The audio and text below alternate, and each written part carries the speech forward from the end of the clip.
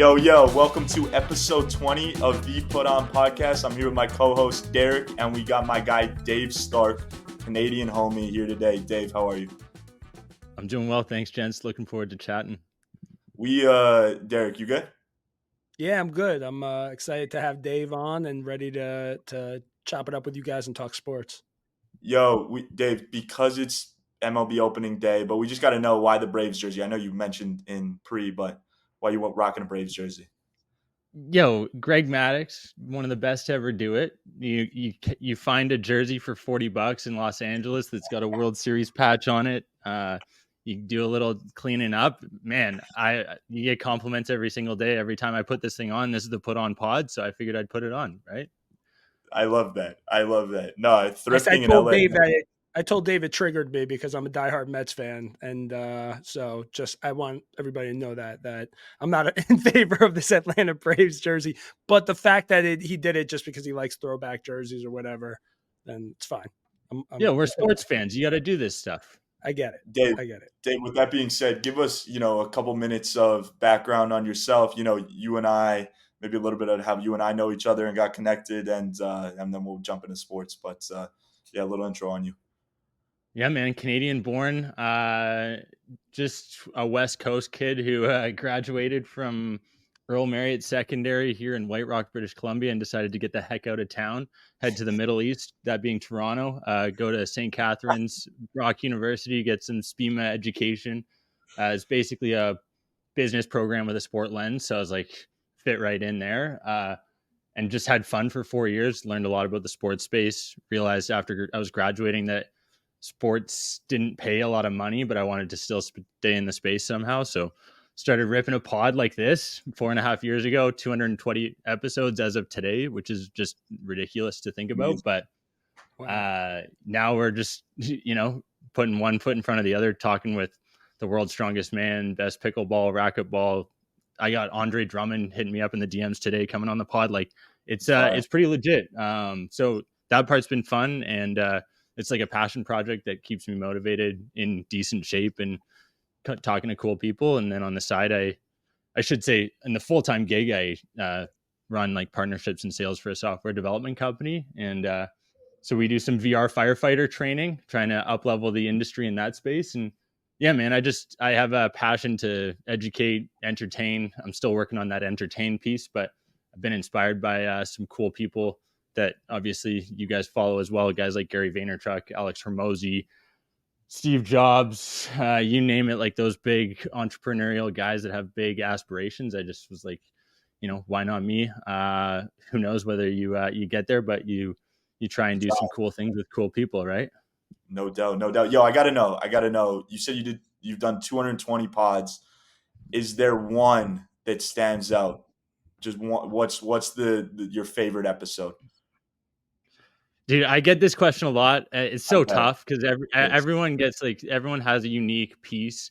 I'd be lying if I said there was one from one episode in particular.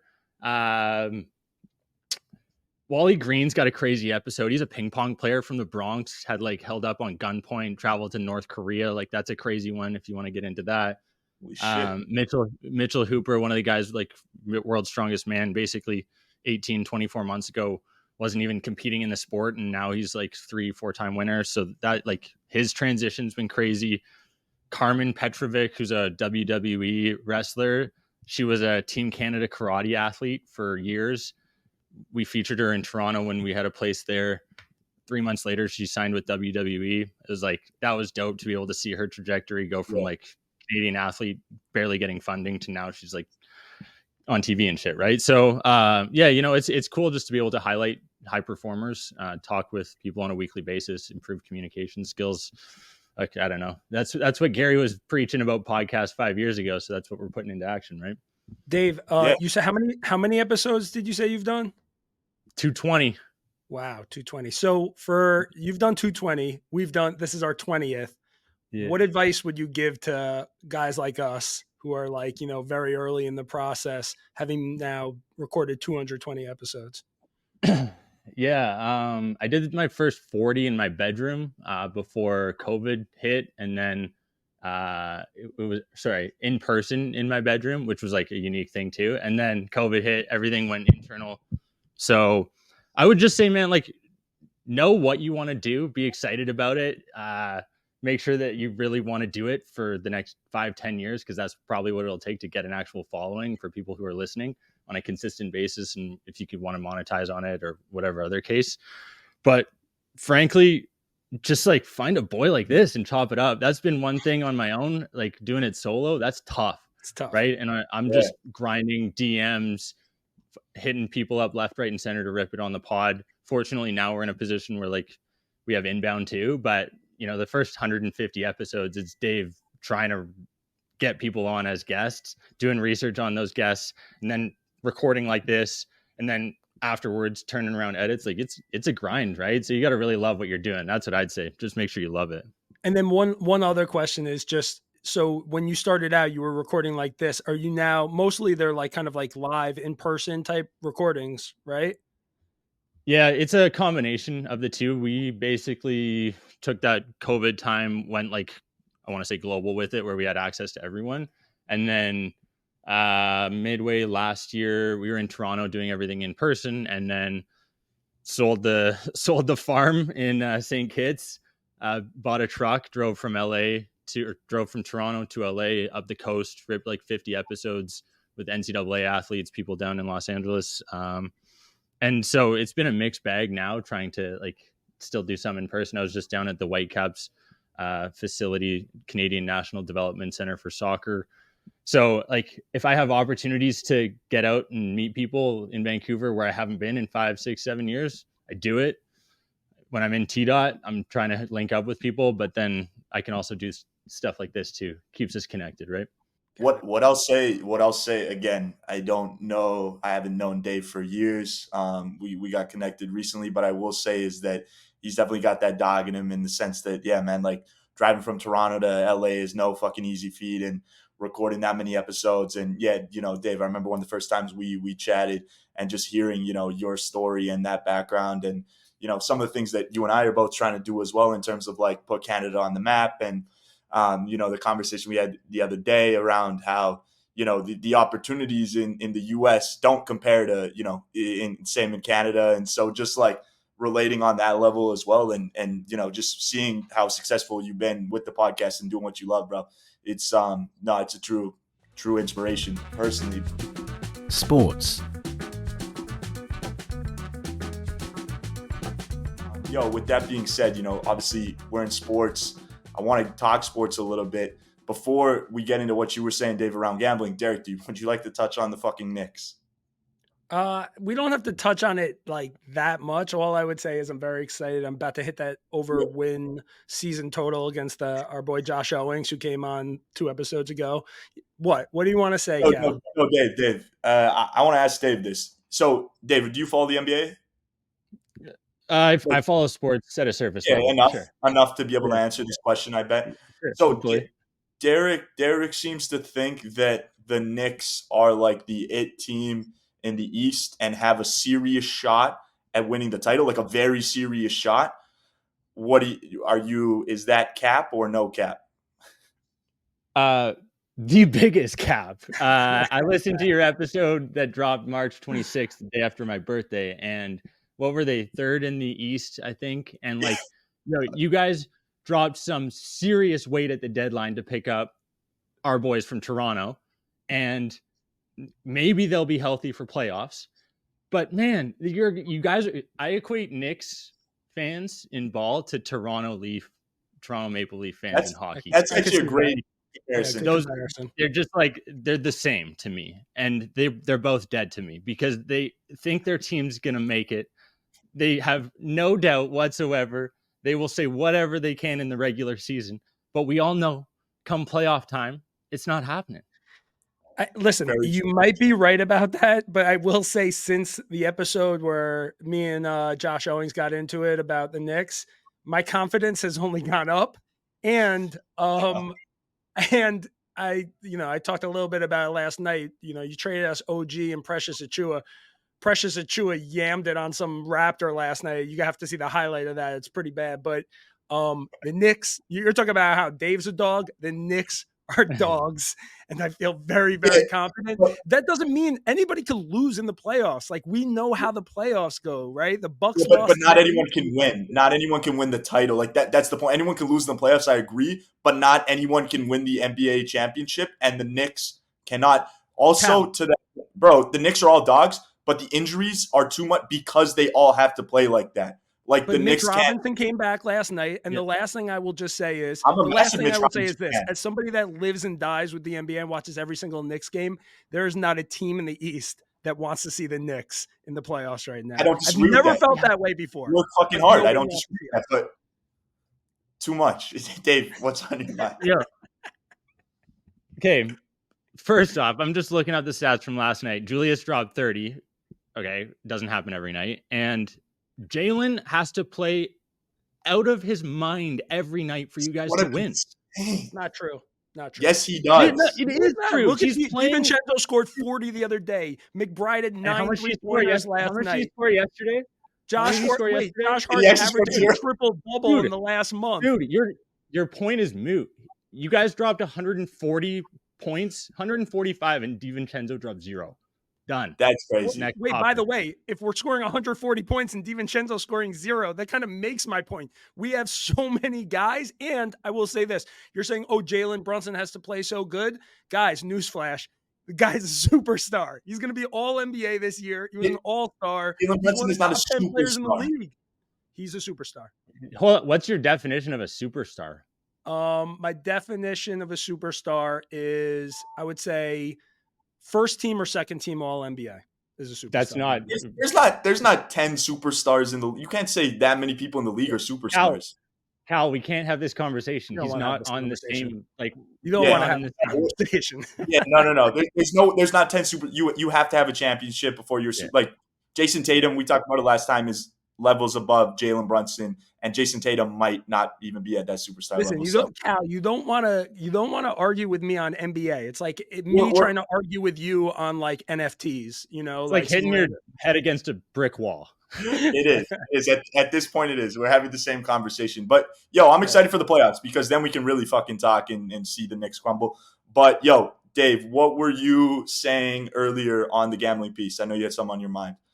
Dude, I just don't love how it's impacting sports. I'll be completely honest. Like, I grew up as like, betting was not something that was integrated into sport. It was like alcohol, like the sale around betting was just not a thing. And I worry that it's now impacting sports. Like, you got a guy like Porter from the Raptors who's pulled out of the game. He had that crazy money line on him. Like, that stuff's happening more and more frequently now. You got a guy like Shohei, who I'm sure the MLB did a very deep dive onto that investigation, right? Also known as like, hey, let's just look the other way because that's the most marketable athlete in the world. There's not a chance that they're putting him under the bus under any single variable possible. Like, there's no way. Do you think though, because it was 4.5 mil, right? How do you not know? I know Shohei makes a lot of money. How do you not notice that out of your account? Do you think that he was involved in somewhat? Because I do, but again, it doesn't matter. I think it was episode 12 that you talked about like Canadian news being censored, Cal, and you not wanting to look right at the camera. You don't want to look right at the camera when you're talking to Daddy Trudeau there, and like it's, dude. I think he probably knew about it. He's probably like, hey, I'm not making as much money as I could be. I got my interpreter here who no one's going to question this guy, right? Like, he's my guy. He's probably being, that guy's going to live the best life wherever he is, even if he's in prison. Like, he's going to be held down by Shohei and his boys, right? I don't know. Yeah. To me, I just think like you probably know about $4 million+ exiting your bank account in some way, shape, or form. If you don't, I would suggest hiring a financial advisor. Can I play devil's advocate here, because we're already doing like the 2-on-1 Canadian versus American thing? But let me ask. You're saying you don't like how it impacts the game, right? All the gambling stuff, Dave. I would argue, like, hasn't this stuff been happening forever, and it's just now more like, I guess more in the public eye just because there's so much content and there's so much attention and social media and like, has this not been going on for forever since the what's it called, the White Sox scandal and like every other scandal that's been around. Like, what's the difference? It's every single commercial break is brought That's to you what I was by gonna say. Bet99. And now Yeah, you've got kids wearing it on their helmets who are 19, 20 years old, who can't even make bets on the games that they're playing in. And then you go twofold to that. All of these kids growing up now see McDavid's, they see Gretzky. Like, these are impressionable young minds Yeah. that we're just saying, oh yeah, betting's cool. Betting's like McDavid commercial. I don't know if you saw it, Cal. NHL, it's like, oh, Bet MGM has a good. Oh, I'm not a freaking. I don't bet for this reason because I like know I would like it and get into it and probably spend way too much money. But it was like they're giving away like bobbleheads for as a way to like cope with betting too much. And it's this guy's got a ton of bobbleheads in his room, right? It's like, yeah, I need. We'll have to get your producer to put the clip up because I'm butchering it. But I yeah. don't know. It just doesn't sit right with me. I've got those morals deep down, and I'm like, it just something achy about it. No, listen, I I think that how it impacts the sports, it's like, yeah, there's obviously something there. How it impacts the kids, because I'm like, I've told Cal this before, I'm like a former degenerate gambler myself. But back in the day when I used to gamble, it was with a bookie and it was all on credit. And now it's like, well, at least you have to put the money up, and like you can only lose what you have. So in that one regard, like it's okay. But the idea that these kids are literally can just get a smartphone, download an app, and just start betting on anything. It's scary. I have well, kids, so it's like it freaks me out. well, man, look at even we have to talk about March Madness because it's on right now. I'm pretty sure it's $1 billion is bet on March Madness every year, give or take. And bro, those guys playing in the tournament again are like 18, 19, 20 fucking communications, fucking political science majors who, people are throwing hundreds of thousands of dollars on these kids and obviously like that's their decision. It's just crazy to me that again, like these guys have so much money wagered on these games where they're just kids playing. And so, yeah, I agree with Dave's point where it's excessive because of the sponsorships and the commercials where again now you can't watch a sports game without the bet being on the boards in hockey or being on the signs in the outfield, etc. And so I just think that yeah, that is kind of, I mean, I have friends who can't watch a game without betting on it now. Like, so again, whether that was how it was back in the day versus now as well, I just think it's the access now, right? Like your point about the bookie, it's hard to get a bookie. It's hard to do that. Like you have to really seek it out. Whereas right now, like, me, you, and Dave can download 10 different apps and fucking load them all up and be betting left, right, and center on ping pong, on whatever it is. So, yeah, it's crazy. And our producer Steve has just dropped put a in note about estimated 2.7. 2.7 billion that was bet this year on March Madness. The other last thing on it is like they used the only thing is like the NFL and the NBA, like they knew all of this money was being bet on the sport, and they used to kind of have to like tiptoe around it and act like were unaware of it. So, they're sometimes I'm like, well, at least they're not like acting disingenuous in some respects at this point. Well, pause. They absolutely are. The NFL does not have to act as like, what is that rule that it doesn't have to act as an entity? Like it's been clearly shown like they'll manipulate the end of games because based on the spread and the score like that, it's been Yeah, proven. Has that and been the proven, or is that Yeah, no, conspiracy NFL theory? the NFL is the only league that has applied for They wanted to be an entertainment company over a sports federation, a sports league.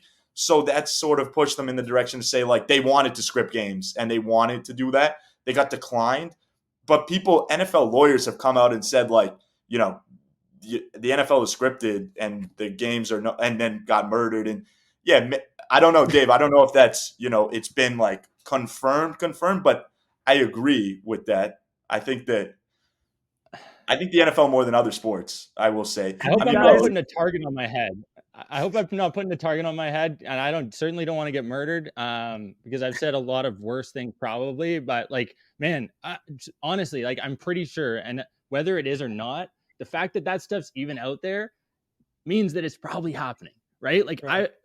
I swear, Derek, I'm gonna send you a clip after this about like field goals not being kicked because of the point spread, and like I swear there's so many of these examples online. Like, I'm going to send you a whole bunch, inundate your inbox. I'm sure there's all types of shady shit going on.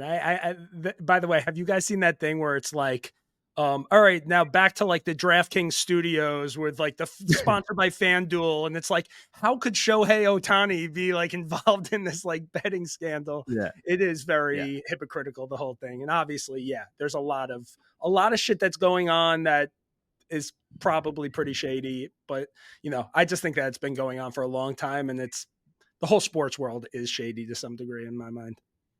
Because now government figured out a way to monetize off it, though. Yeah, exactly. Half-baked ideas. Let's get into the half-baked ideas, because I know that kind of falls in the sports segment. Dave, I know we were pumped about yours pre. Let's hear yours first, and then we'll go to Derek after. Athletes love to compete, right? We can all agree on that. So yeah, that's something we all can agree on. You get guys at the NFL Combine who are putting their bodies on the line, trying to put up bench press PRs, see what their physical abilities are. Why don't we make it an open invitation for every athlete to participate in the same draft combine? Yeah, you got every single draft year born in the year of 2000 coming up, combine. Let's see who the best athlete in the world is at this age group. Like, why do we just do it for NFL? I think that'd be sick, right? Like watching the best track and field athletes out sprint NFL guys who think they're sick and fast. Like, these, I don't know. I think that'd be cool. Watching a hockey guy, like, clearly absolutely body someone in the bench press competition compared to a wide receiver. Like, you want to see those comparisons, and right? then who really is the strongest among all of the different like athletes in the sport. That's what I'm trying to do with the pod, man. I would love future Dave here, crystal ball. I'm bringing together like the top 10, 15, 20 athletes in the world, and we're going in like an 8-event competition. We're jamming basketball, swimming, trail running, whatever the case may be. But like, you get 5 females, 5 males, you get like the ultimate warrior competition shit, Like, I think there's legs to it. I love that idea. Here's my question. Are you thinking about it just through the lens of like a college, like the college athletes that are going pro, or are you thinking about it in terms of like doing it for everybody that's pro? Yeah, I'm the spaghetti guy. I just throw it at the wall and see what sticks, right. Man. Like, I'm not executing on this. Maybe one day I will, and maybe we'll make something happen here in Canada, Cal, and we'll just bring together the top Canadians. Like, I don't know. Yeah, you know it would be dope. I think, Derek, the only issue with bringing together like anyone who's pro is what would the incentive be? Like, those guys have already they're already in their leagues. They made the money. I think something that would be dope, though, to Dave's point, is like you get everyone in the 2000 age group, right? Let's say that was the draft year. You get everyone the strongest, or you get points for each thing. So, you get a certain amount of points for coming first in the 40, you get a certain amount of points for coming first. And, whoever's at the top of this sort of whatever you want to call it, this decathlon, let's say, at the end gets like $1 million check. Just like there's some sort of crazy fucking grand where it's like, this is the best athlete in the 2000 age group. They're a hockey player, whatever. They're going to get drafted to the NHL. But here's $1 million to kickstart your athletic career because you're the best athlete in the world at this age. Something like that. Dude, imagine Victor Wembanyama versus Connor Bedard right now. Bro, imagine that combine. I wonder. I mean, Wembanyama is so fucking obviously lanky. Like, Bedard would have to take a bunch of that stuff, like in terms of what they do with the combine. I can tell you, Bedard's probably not winning in the long jump, though. Right. Or high jump. Yeah. Right. Yeah. True. So I don't know. Depends how many. Like, that's when you get details. We'll get the sports scientists in, break down like, okay, how many actual events do we have to go through? Like, again, spaghetti guy here. I'm just throwing it at the wall, but I think there's legs to getting everyone involved. And like the draft combine, these things are there almost as like identifying red flags now. Because, man, I don't care. Clearly, we've established that whether you're Sam Bennett in the NHL, you don't need to be able to do a pull up. Or you're Tom Brady in the NFL, you don't need to be able to run an insanely fast 40 time, right? Like, we've seen combine drafts that like, it doesn't really identify whether someone's going to be the best athlete possible. Like, you can't take into consideration their mental fortitude, the adversity, all these other factors. So I think let's just bring the best athletes in the world together and compete that way. And then that way there's something else to talk about. It doesn't translate, but it's kind of, the combine's kind of like its own sport, right? It's like its own Yeah, competition. exactly. Yeah. 100%. True. Derek, what's yours? Okay. Like So basically when I saw Dave's, it kind of inspired me and got me fired up. And then I had like a eureka moment. I guess it was like maybe 24 hours ago. So obviously we're talking about the sports gambling thing and all the different controversies, right? The Shohei, the Jonte Porter stuff. It got me thinking that, like, what if hypothetically there was a way to play into this new shift in sports betting that's permeating the games, right? And so what if there was a high stakes league specifically for professional athletes, okay, of the major sports, where they could put up their own money and challenge another pro athlete or a team to a competition. Okay. So I have two So potential Michael names. Jordan and Phil Mickelson, what they're doing. Well, okay, but I'm thinking pro athletes, and it's in their off season, right? So it's, so like, for example, the NBA, their off season might be in July through September. I have two potential names for it, right? So I have the PCL, which is the Pro Challenge League, or the BPL, which is the Better Players League, better like double entendre, like BETTOR. And so the way it would work is like this. It's like, you have, well, let's continue with the NBA one, for example, right? So they're off between July and September. You would have a guy who could challenge another athlete to a game of one-on-one, to horse, to 3-point competition. And it could be basically like, it could be behind closed doors, or it could be like a public kind of, challenge. And then it has to be high money. It has to be big money. So like minimum like 50,000, 100,000, whatever.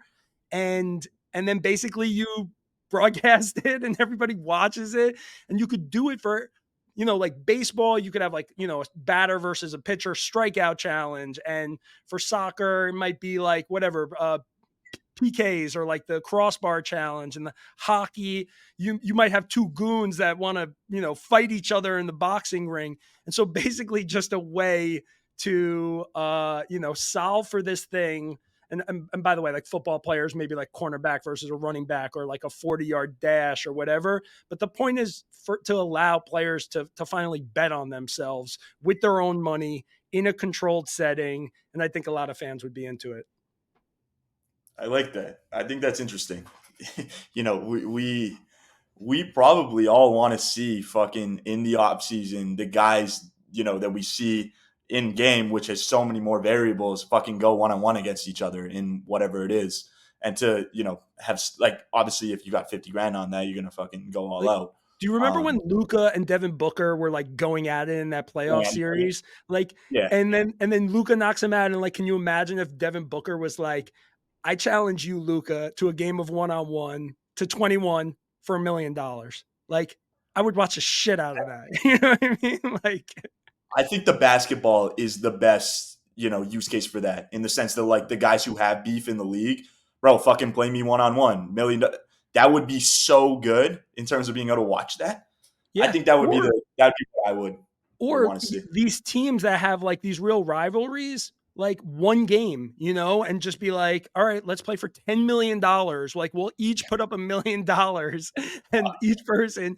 But like these guys, you mentioned a couple of those guys like Phil Mickelson or whatever, like those guys gamble. Like if Phil Mickelson would do that, right? And like, I think they did something sort of like that before with the golfers, right? And yeah, the golf's dabbled with it, and I think it's been successful because they've done it a couple times. I think NBA is spot on also because it's such an individual sport compared to like puck. Guys are like, yo, if I don't like you, let's just fight on the ice and we're done, right? Like NBA is a little bit more discreet, but I think like you could have legs with people who've played in the leagues. Like MJ doesn't play for less than 100 grand, I'm pretty sure, when he goes on the golf course. Like just ridiculous numbers, right? So you put a guy like him, Shaq, like big names who have lots of money. They don't really give us that, like 100 grand to them is the equivalent of like $5 or $10 to us, maybe even more for me right now because times are tough. But either way, like there's opportunities out there. I think your first point has legs. The second one, getting teams to play for 10 million, tough collective bargaining, player team, the associations that they're going to be protecting their players. But I think the first one has legs. One-on-one, better. Like, I like your names. Jake Paul, better, might have a little bit of copyright to talk about, but other than that, you'll be Gucci. Start it. I love it. I'll play. If you got anyone that wants to take me on, 6'3", about 2 bills. No, but to your point, there are some guys, look, I think it's more people want to watch the professionals, but there are also these guys that are like retired players that still think they've got it, like big three type guys, or like, the Isaiah Thomases of the world, where like they're still trying to get back in the league, that maybe they want to say like, I could beat this professional player, or I could play, what. I just think that people want to watch high stakes things. And sometimes it's like, it's one thing to watch, a guy play one-on-one or whatever, do something at the All-Star game. It's another thing when it's like their own money and like they're fucking like all in invested. Like they don't want to lose their own money, especially if they're going to put up a big amount of money. Boxing. Yeah, it's a great point. Yeah. What about you, Cal? You got one? I've got like 3 ideas in this realm as well. One of them is the best idea, but I can't share that on recording here. We can talk about it after. The other one, so two just quick. One just on both of your guys' notes, and that we're actually doing is there's something, I got connected with the guy probably a month ago, but they're doing something where they're finding the best golfer in every North American pro sport. So they did the baseball one where obviously not every MLB player showed up, but like, they had 60 MLB players come out, and they found who, and it was like $100K grand prize or something. All the guys pay. They go to a fucking nice course, whatever, and they play in a 3-day tournament to see who's the best golfer in baseball. Doing that for hockey. That's in August at Half Moon Bay in San Fran. So we've got a 3-day. Bunch of guys are coming out, I believe. Like McKinnon's out there, McCarr, like, big names heading out there trying to find the best golfer in hockey. They're going to do it for NFL and NBA. So that's like an interesting, like, hey, because golf is probably one of the sports where most of these guys would do it in their off season because, they're not going to get hurt. It's very social, easy, you're outdoors. So that's one of the ones where like for a series and kind of this thing, and again, this company's doing it, and I'm connected with the guy, and it's brilliant in my mind. I was like, fuck yeah, we should find the best golfer in every sport. So that's one. And then the other idea is on Cal, wait. Can I stop you? What's the cap at?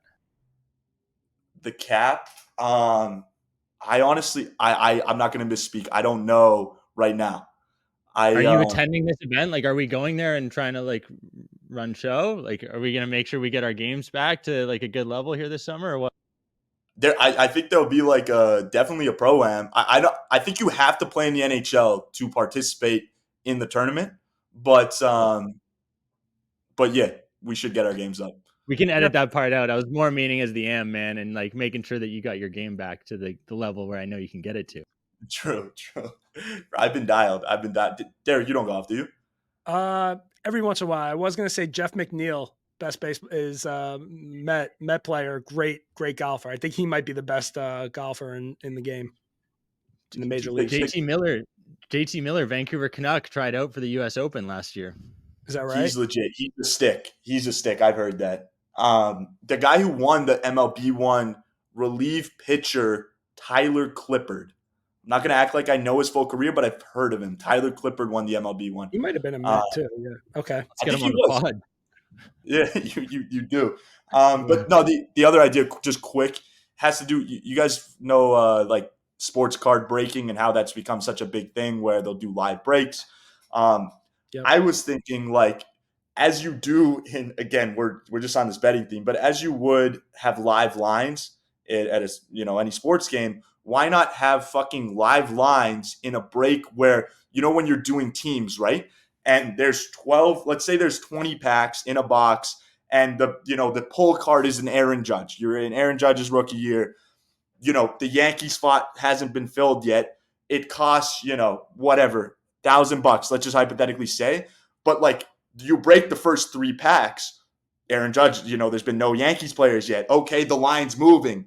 Now it's becoming more expensive because like, you're more likely to pull. So just like live line movements in box breaks that, I think that'd be fucking dope. You get what I'm saying? I'm not. Dave, I'm trying to wrap my head around it. I'm following. I'm not even like. So I could see it happening. I'm not executing. I could see it working. Yeah. It's got legs. Yeah, Derek, I'm just saying, like, imagine you're breaking an NBA, right? Okay. And you've got 30 teams, and you're selling the 30 teams, but like 15 of them are still up for sale, and maybe you're looking for Steph Curry rookies, right? Let's say that's like the box you're going for. Golden State is still up to be grabbed. The original cost is a couple $100, but as these people are breaking live, the lines are changing on what the teams cost based off of what they're actually pulling in real time, because it's more likely that you pull a Steph Curry if you haven't pulled any Warriors throughout Right. Supply and demand. Yeah. It's so funny how like all of these things are kind of like now getting intermeshed with each other. It's like the box breaks and the betting and like all of it can go in a million different directions and variations. So I mean, I love the idea, the thought process behind it. I could see it. I mean, I wouldn't be surprised if you have that someday. It technically, from the few conversations I've had, it's not too hard. You would just have to pull API, but I'm not like, I don't want to get into that. Hopefully they credit you. They'll credit you for the idea when they put it to fruition. I like the idea of applying the box break to different things though, too, right? Like not just cards, like making it whatever. I don't even know what the idea is, but I thought you were going to say something else, like make like a box break, but like do it for like, I don't know, for girls with like, appliance. I have no idea. That's not where I was going. Actually, that'd be funny. Like clothing, like they do a box break and they each get like some sort of, I don't know. I don't know what girls are into these days. I shouldn't say anything anymore. Oh, I get what you're saying. You're saying like, the men love the sports cards. Yeah, you do like a box break. Yeah, what do girls love? Yeah, doing something. Yeah, I get you. I thought you meant something else. No. I get you. Yeah, okay, that's half-baked ideas. I feel like those are some pretty three solid ones. Yo, Dave, we always talk about having like and you could probably get in on this because you said you're a spaghetti guy, but like an idea incubator where like, we've got all these things, but it's like, obviously we don't have the time to fucking execute on all these things. Let's fucking sell our ideas. If you can get that started, us three can go in a business and fucking have an idea incubator.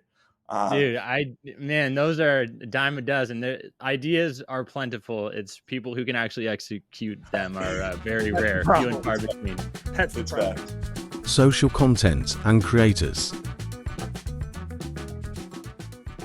Let's move on to the next put on segment. Content, social creators. Dave, who you got? Man, so I maybe misinterpreted a bit here. I got like the people who I listen to or have been consuming, following along over the past couple of years. Most recently, My First Million, the Put On podcast, Mind Pump Media, The Game, RX Radio, In Goal Mag. Like I grew up fortunately around David Hutchison, who's the founder of In Goal Mag, and then Andrew Harding, who's the founder of Knocking Point Wines.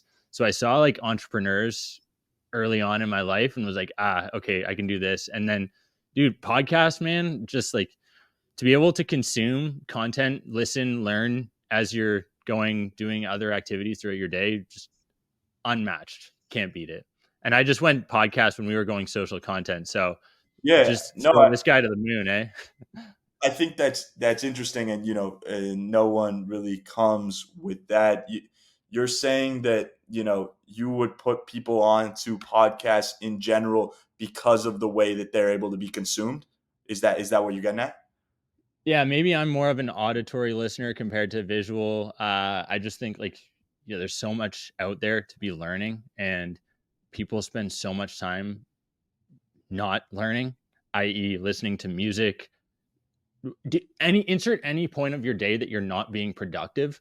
Why wouldn't you be listening to someone else who's an authority or a figure in the space that you're trying to learn more about? Like, I just see a lot of people who don't maximize the 24 hours that they have in the day, and everyone has the same amount of time in the day. So why not make the most of it? And whether you're listening to a podcast, watching a YouTube video on how to do this, that better, like, there's opportunities and room for improvement. So I just hate it when people are, and I shouldn't say hate, I don't like to use that word anymore, but like, I don't like it when people are complaining when they could be changing their current situation by just Yeah, enacting some change, I have a question for throwing you, in. Dave. Question for you, that's fair. because I think it's a fair point. But like for me, when I think about myself personally, I'll wake up in the morning and like that's when I want to read, and then like when I'm driving to work, that's when I want to listen to kind of like the personal development, like self help type podcasts. You know, that's when I definitely consume those. When I'm on my way home, I don't want to listen to those. I kind of want to listen to more like the sports or like the Joe Rogan or like the entertainment. Do you find like there are, and then I cannot read when I'm at home at night. Like my brain is just fried. And that's when I'm just like scrolling on TikTok or like Instagram. Do you have that, or are you just always like trying to learn stuff and be in that mindset? Yeah. No, I listened to the previous episodes where you talked about your TikTok scrolling. So we're no, dude, I'm not perfect. We all have discussed the fact that we all have our flaws. Like, and I'm not going to sit here and saying I'm productive 24/7, 365, but I like to think I'm doing a damn good job of making the most of my time. And if I'm not, I'm trying to fill the other buckets that are supposed to be in my day. But yeah, dude, like we have ebbs and flows in how Right. our body, circadian rhythm, our energy levels, when you like to do things during the day should be factored in. Like if you like to listen to music in the morning and that's what gets you going, do that. But don't listen to music for 6 hours when you could have introduced something else during that other 4 or 5, right? Like be Yeah, strategic about your day, plan it out. I think the biggest thing like with that point though is like, don't listen to 6 hours of music and then complain that you're not where you want to be. Right. Like that's I think that's the biggest thing, right? Like, some people are obviously content with where they're at and maybe, get so much enjoyment out of listening to 6 hours of music every day, and that's their life and that's what they want to do, and that's fine as long as they're happy. But at the end of the day, like if you're doing that and you're not productive, but you're complaining and you're feeling sorry for yourself and all these things. I think that's where the issue is, Yeah. and to the point you're making. I say that like if you want to be the guy running the coffee shop in Nicaragua, like you've used as a previous example, Cal, like yo, to each like do that if that's what makes you Yeah, of happy. course. Like but that's not what's maybe going to necessarily make me happy right now. Derek, you're turning 40 this summer, though. Are you still nervous about that birthday? I am. No, but We talk. We're gonna have a little therapy session here, get you back, calm down. Like, dude, you got a pod ripping right now. You're chatting with cool people. Like, what's going on? Why are you no, still stressed? it's good perspective. It's funny that you mentioned like your point is a good point though, because look, I think a couple of years ago, I'll give this example. Yesterday, very randomly, I was like, I want to see if I could find a new podcast. And I saw one that I was looking in the self-help category, and it was something around like some therapist. And I listened to like 10 minutes of it. It was terrible. But part of it was like, this is kind of like free therapy that this guy is giving out here. And like, that was never the case where you could get something for free like that or learn something in this way where you have access to so much information, so much educational value. So like I, that's what I love about the podcast, and that's what I love about content. And then there's the other side of it where it's just like you abuse it and you're mindless and you're scrolling whatever and you fall down the rabbit hole.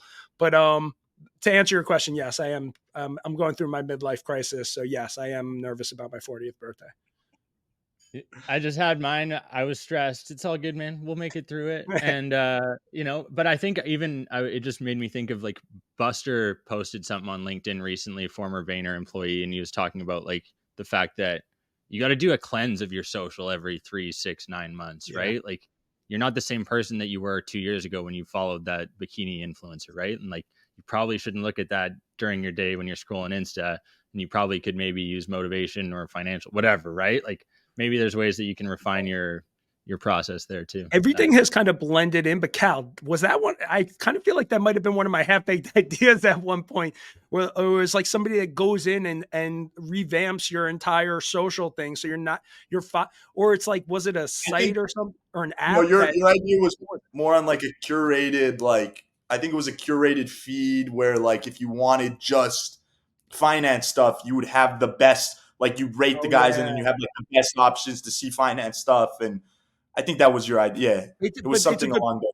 That's a good point too, because like, yeah, I'm still right now, my Twitter, it's like people that I hate now and like people that I don't even give a shit about. And I'm just too lazy to just like unfollow and go through it and see who like doesn't belong anymore.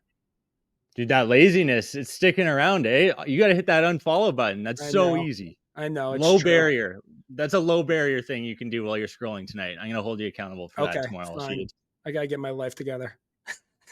with Um, with that yeah. being said, you're I'm assuming your social creator is a bit more, entertainment. No, No, it's I'm a not. mess. I'm a mess, dude. But we all got to take the advice for giving. I'm still working on this shit too, right? No, I get it. I get it.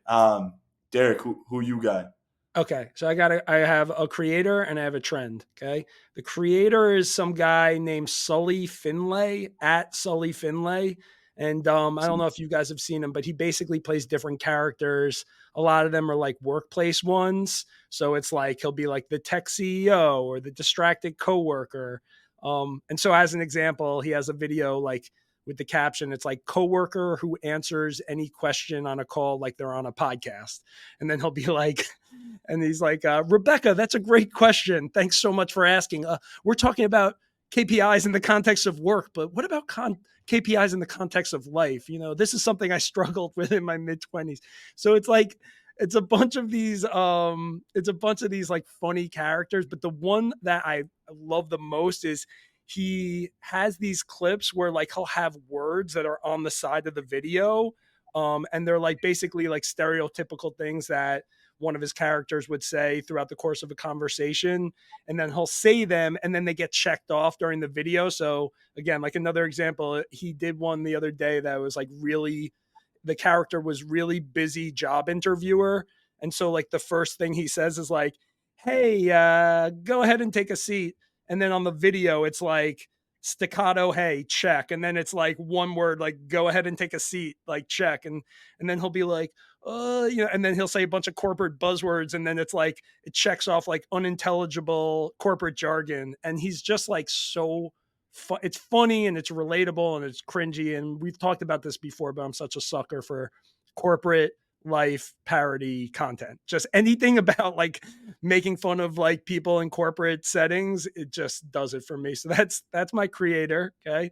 And then the social trend, and this is very fucking random, but I stumbled upon a video like a week ago on TikTok of a bunch of sorority girls at a gas station, and they're line dancing in unison to some song. And I watched it 100 times. And basically, the song is called Mr. Weatherall. Okay. And it comes from a rap group called Young Hub City. And they named the song after a guy named John Weatherall III, who built an online following around he would take videos of people dancing at Mardi Gras parades and festivals in Louisiana, right? So this guy, John Weatherall, basically enlisted a friend to choreograph a dance to accompany the song. And the next thing you know, it blows up on TikTok. Which brings us to this sorority. And so the sorority of girls that are like performing this song, and they're at like a mini mart / gas station during Mardi Gras. And there's a few reasons why it's so mesmerizing. I want you guys to check it out at some point. But first of all, it's a catchy tune. It's a fun dance to watch. They're super into it. And obviously they've been practicing. Two is that the majority of them are very attractive. Okay. So like that doesn't hurt, right? They're hot. And then they're all dressed similarly. Like, so like they're all wearing like these like colorful frayed pants. And then they're all holding Stanley cups that are probably like filled with alcohol, White Claws or whatever it is they're drinking. And then like shout out to whoever's filming it, because they're going like 360 style, where like they're basically shooting at every angle. And so as they're going by each girl is kind of like getting the camera time, and then they're really like showing out for the camera. And so anyways, it's just one of those random things. And as Cal knows, I'm a random dude. And so I'm just super into this fucking random TikTok trend, Mr. Weatherall, and watch that specific sorority girl, Mr. Weatherall. We'll fucking drop it in the notes and I'll send it to you guys, but it's pretty good. I'm trying to find it. You did a good job pitching it. I was trying to search for it. I'm gonna send it to myself right now so I could send it to you guys. Actually, I have it. Let me find it. Okay. Yo, Cal, I got my two creators I want to highlight here. I think Yeah, that you might enjoy the Canadian side.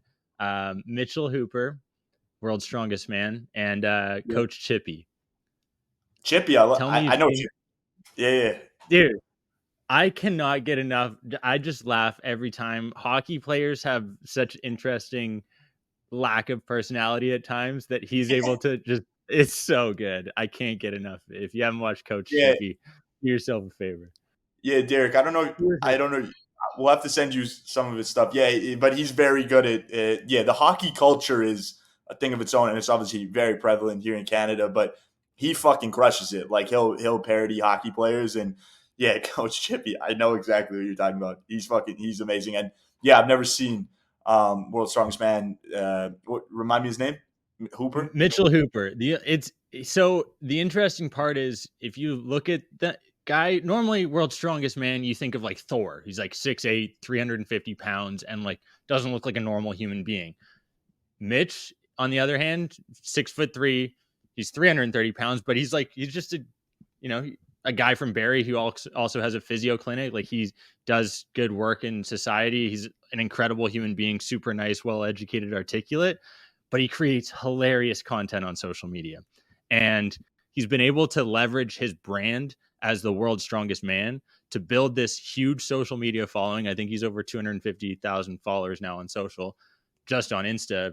And now, like, he knows that he's not going to be world's strongest man forever. And like, your body can only Yeah, withstand so much of that over, years. So build the following while you have that attention. smart. And now he's just going to be able to create content for the rest of his life and make more money probably than what he's making now as a athlete. Real Brilliant. smart. Yeah, yeah. No, definitely. I'll check him out, and yeah, Derek, we'll send you Coach Chippy stuff. But That's kind of like that.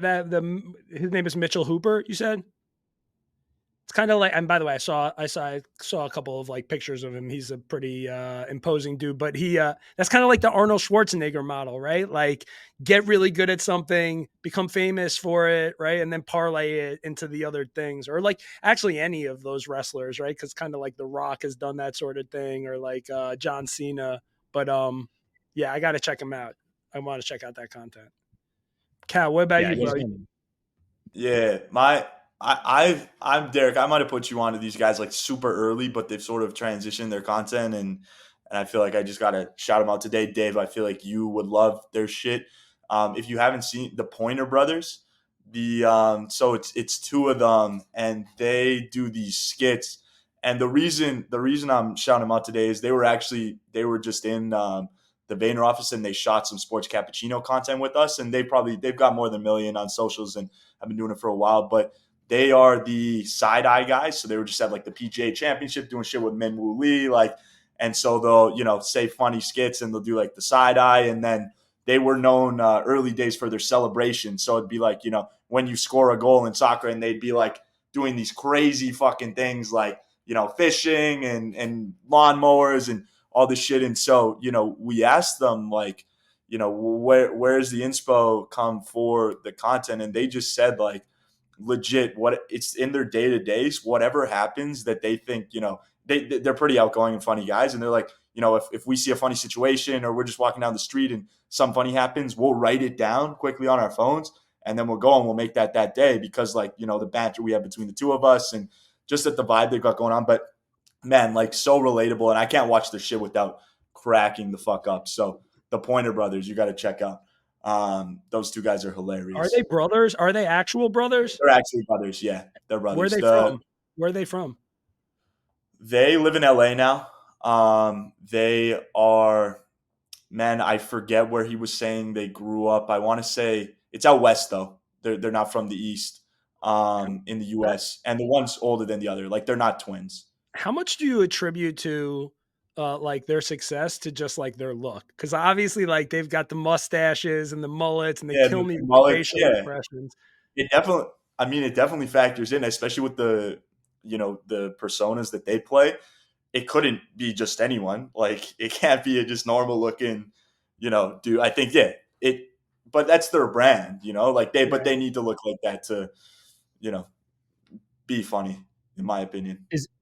Is that the new move, to create content that just makes people crack up hysterically and then I think it's, monetize off that? Like, they're running ads. I'm looking at, they got 1.3. Like, how much are they clearing bro, on a monthly basis, do you think?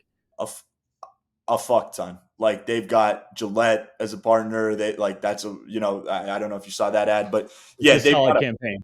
they've got a bunch of because the mullet thing too and the mustache and shit. Like Gillette probably hit him up like, "Yo, let's do Smart. fucking yeah, you've got the hair going. I could grow mine out too. I've got a mustache." We'll Um, do it for this summer. But bro, Dave was but, like, "Is that all you have to do? Is just like have like a fun, be funny or but like funny always plays and like not it's tough to be consistently funny like that, right? To break and through like that. And with the concept though, like there we talked about Cam Edwards the last two times, but even with the Yeah, Pointer Brothers, with the side eye shit, with the celebrations, with a couple other things they do that's consistent in their content, they've got evergreen ideas. Like it's legit anything that happens day to day, like they can fucking make funny, and it's just so many pieces of content can be created from what they're doing, and so yeah, those guys will crush. I And always yeah, wonder with guys like that, like, do you think that their goal is to eventually end up like on TV and in movies, or do they just feel like social's the place for them and they just want to do brand partnership deals and do social content? I'm not sure. Honestly, with those guys, I'm sure people have different motives. I don't think they didn't mention anything around, wanting to do movies or anything. They're living in LA. So I mean, that could potentially mean something, but that's obviously the influencer scene as well. Hmm. Yeah, I feel like, as long as you're young and once they, get older and look different, to your point, like that plays into their personas and content. But I think for the next, 10, 20 years, they could keep doing what they're doing and do A-okay in my Right. mind. Since we're on the movie topic, Derek, since you mentioned supermodels, check out the Peters twins. They're former Team Canada wake skiers. Derek, you'll appreciate them since your previous comments, but we'll put them on too because they're getting in movies and shit as well. Oh, So we'll really? put them on. Yeah. I had to mention Who are they? Okay. Say them again. What are they called? it. The Peters twins. They're Team Canada wake skiers, water skiers, and That's awesome. yeah, we're getting them on the pod at some point, but just with the overlap, we had to mention it. Okay. I love They're gonna it. be in flicks. It'll be worth it. I'll clip this, put it on my socials down the road. It'll be good. Books and articles. Cool. Let's move on to the final put on segment. Let's do books or articles. Dave, what you got? Dude, I'm gonna reach right back here. Oh, he's got it. He's got the prop. Pull up. Okay. Great book. I think it should be a prerequisite that everyone reads this book when they get into, I don't know, probably high school at some point. And I think it says in here to read it like once a month or every year. Like I haven't done it in a bit. That's why I've got it here. That's why I was thinking about it. How to Win Friends and Influence People. It was probably written, 80 years ago at least. And this one's a little torn and tattered, but man, just the knowledge and wisdom that comes from it is, according to them, the only book you'll ever need to lead you to success. So if you haven't read it, pick up a copy from Dale Carnegie. It's the best What book. And yeah. what was your for the listeners, Dave? What's like your biggest takeaway from that book? A lot of the stuff you might already be doing in your life, and sometimes it's really important to reaffirm things that you're doing and know that you're on the right track and know that you are putting the right things in motion and that you're focusing your attention in the right areas. Uh, but Rome wasn't built in a day, boys. We all know that, right? And good things take time. So I think it's just a reframe, having patience, understanding that, like, being grateful for where you're at right now and what's to come, right? I think Yes. Dave kind of hit it on the head there too, where it's like, I remember reading that book and it's one of the top, whatever, 5 books that all time for me. And it's like, it's all stuff that you already know, but like, then you read it and it's like, yeah, of course. Like why? Yeah, exactly. And so like how practical it is. I think the idea of showing interest in other people, making good impressions, like how to think about criticism and resolving conflicts. I remember after reading that book, always thinking to myself, like, in any situation, right, what is it that I want out of it? What's my end goal? And it changed my whole approach, because sometimes I would like try to make a point or like win an argument, and really those things didn't lead to favorable outcomes. So it kind of like reframes your interactions with the people and the power of what, like praising people or saying sorry or taking blame. It's just such a timeless classic of a book. Top 5 all Snaps. time. I would agree, right? Not that my all time has been as long as your all time, because as Dave alluded to, you're turning 40 this year. But that's a draft that we should probably do, and I feel like that could be a Dave. We could even get you in on that, and everyone drafts the Books? top 5 all time books. Yeah, why not? That's a good one. I Yeah. like that. It is a good Yeah, one. I that'll haven't be on seen sports. anyone draft that. Yeah, Cal. Yo, speaking of books, what's your book? Mine's an article. I haven't transparently over the last like month. I haven't had the time to dive into a new book that's really called out. I've I'm the giving sense you that shit, by the way, because you keep taking the easy way out and recommending articles because you can't get through a book anymore. I'm just giving you shit, but like, no, yeah, I know. I would say I need to someone needs to just tell, if you could tell me one book, I will go and read it. Okay, this book, Fighter. There you go. Yeah, Aaron Volpatti played in the NHL, Canucks, Washington Capitals. He was the second one that I wanted to put on here because we're on the put on. But he, in like high school, party, end of season, decided he'd be out camping with the boys. They're having a good time. A couple 40s broke. Needless to say, 40% of his body was burned with like third-degree burns. Another 30% with second degree. Was never supposed to like walk again, let alone play hockey. Attributes the power of mindset, discipline, visualization. It's a legit book. Highly recommend it. There you go. Fighter. Okay, deal. Yeah, I will hold me accountable. I'll get that one and read it. Is it a long read though? How many pages there? You're I'll hold you accountable for a couple of months.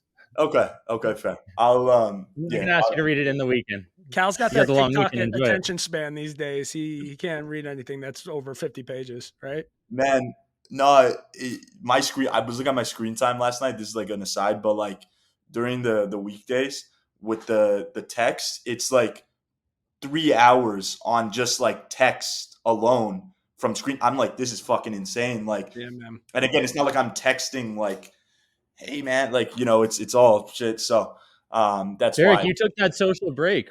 How was that social media break? It really didn't go so well. yeah, it must have been like a week. yeah. Cal's one time did this thing about, what was it, like about keeping your promises or something like that. I sometimes I'm like, I'm gonna do this thing, and then I can't. Yeah, you're not in a position to be commenting about my book reading when but no, yo, you actually mentioned him earlier, and I just want to shout him out because he's writing articles now. Dave, you mentioned him, and I've read like the last 5 and really fuck with them. It's very different. But Buster Scher has a new venture called thehobbyletter.com, but it's essentially like these newsletters on different interesting things. Like one of them was that guy on NC State, Derek, the big center, DJ Burns, I believe his name is. One of them was he was walking through how he has a vending machine business and how he realizes. And so there was like, it went in depth on that. Another one was around someone wanting to pay, I think it was like 50,000 Bitcoin for a New York City apartment in 2015. I saw that clip. And that would have been like worth $3.5 billion in the most expensive sale of like housing sale of all time, like shit like that. But just interesting things that again fall in that like hobby business world that I wouldn't know otherwise, and just like find it a quick, easy read and enjoy his content. So yeah, Buster Scher, the hobby letter. You guys should check it out. Another dog. He's a dog. All right. He's a dog. And yeah, to your point, old Vayner guy. Cal, by the way, you sent me the link of that newsletter. I clicked into it and it like put a virus on my computer. Or it was like I couldn't even access it. I don't know what that link was, but just go on LinkedIn, bro. Go on LinkedIn. Okay. All right. And look at him. Yo, can we talk about LinkedIn? How good it is, just for a second? I love Well, LinkedIn content. Most underrated social, for sure. I can get behind that. No, I I mean, agree. I honestly What's the hate idea? it right now because I've been trying to use it to kind of sometimes look for jobs or like look at my shit and like it's driving me crazy. You have to use it in the right way, I would say. You're not Yeah. leveraging LinkedIn as best as you should be. We can talk about that, offline. But Are you ready for this segue right here? You want my yeah, book? So my book is called, and I don't even know if Dave did this on purpose. My book, I don't even think he knows the book that I'm gonna put you guys onto, but it's called The there's no way you do. Startup of You, and it's by Reid Hoffman, the CEO and founder of LinkedIn, and some guy named Ben Casnocha. Okay, read it like a couple of weeks ago. That's kind of a crazy coincidence? No, that you just said all That that is a stuff crazy about thing. LinkedIn, and that's the book I'm putting you guys onto, but. That's fucked. Um, Crazy. But the basic premise of this book is the idea of reframing and taking a different approach to your career by managing it as if it were a startup, which I thought was like a really kind of like novel approach. And the thinking being that startups and the entrepreneurs who run them are nimble and they invest in themselves and they build networks and then they take calculated risks. And these are pretty much kind of like the same skills that you need to get ahead in today's world. It also touches on this idea of creating positive momentum for yourself. So like I kind of like made this note of, he was talking about how you won't encounter accidental good fortune that rockets your career forward if you're just kind of like not doing anything, you're lazing around, and that you need to get out into the world and do things to increase the possibility that, you know, seemingly like random ideas and people and places and experiences will collide to form these new combinations that open doors for you, and that by being in motion, basically you're like spinning some web with which to catch interesting opportunities that enter your orbit, right? So they talk about competitive edge, which is something that was a lot, you know, like a big theme of one of the other books I talked about last time, Cal Newport's book, So Good They Can't Ignore You. And it's like bullish on soft assets, right? So like learning new skills, making new connections, building your personal brand. There's one quote that I pulled from it that I would just end off with from this guy. It's like in the beginning of the book, and it's like Muhammad Yunus, who's a Nobel Peace Prize winner, microfinance pioneer. And it was, all human beings are entrepreneurs. When we were in the caves, we were all self-employed, finding our food, feeding ourselves. That's where human history began. As civilization came, we suppressed it. We became labor because they stamped us. You are labor. We forgot that we are entrepreneurs. And I love that because it's just like, to think of yourself like a startup and to remember like you're not meant to be a cog in a wheel. You're meant to be like a sovereign individual. Shout out to Cal on the sovereign individual. It's a really good book, and I recommend it if you're really into LinkedIn. Like, this is kind of like this guy's, you know, his. I can't believe I haven't read it yet. I can't Dave, believe you this will is the love first it. time. Dave, It's yeah, I'm on it. that and the sovereign individual. You got to read those too. Yeah, I'm on. You guys hold me accountable on those, so I'll get those done in the month of April. Here, I got some flights. I'll rip through those. And yeah, what was it? Oh man, those are solid. Alex Hormozy calls it the S&Me 500. That That's invest in in me yourself. 500. I like that. Yeah. Bro, you kind of How have I remind not? me of Alex Hormozy with the, you got your like your Jack, you got like the flow, you got a little Alex Hormozy in you. I've never been referred to or looked at as Alex Hormozy. I've gotten McDavid. I've gotten Freddie Freeman. I'll take Hormozy because he's jacked. I'm definitely not there yet. Not as much TRT going through my veins, but yeah, maybe one day if I keep getting the shoulder presses out there, I'll be as big as him. You do kind of look You like Freddie do. Freeman too. That's a good call. You do look like McDavid, but I get McDavid sometimes too, and I don't think we don't look too much alike. But I get McDavid. Yeah, you got some McDavid vibes too. That's interesting. We don't have that. That's an interesting one. Yeah. Tough to say. When the three of us get together in Edmonton, we'll have a great picture. Yeah. Or yeah, we got to get you to New York too, Dave. at some point. Yeah, I know. I can't. The fact I've never been to the Big Apple and taken a bite out of it is crazy. So we'll make That's sure to have crazy. some fun. Oh wow, I didn't realize that you've never been to New York. Yeah, you I didn't realize definitely that gotta get either. out here. I know. I was just in Miami. The sun was shining, but I got to get to this, the city that never sleeps, other than Vegas. Although I which is will a say, nice- if you've been on TikTok lately, a lot of girls getting punched in the face in New York. I don't know if you've seen that. Like, there's some crazy thing going on where people are attacking women in New York.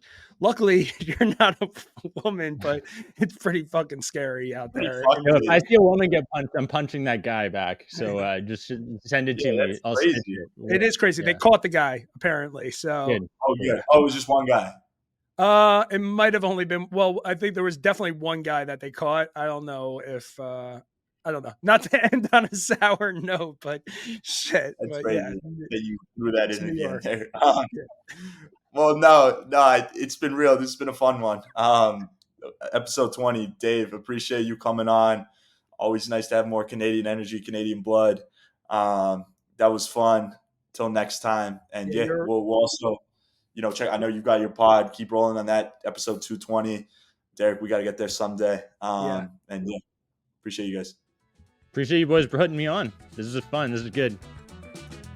Peace. Nice to meet you, Dave. Peace. Thank you for tuning into the Put On Podcast. If you enjoyed this episode, make sure to subscribe and don't forget to follow us on social at the Put On Pod.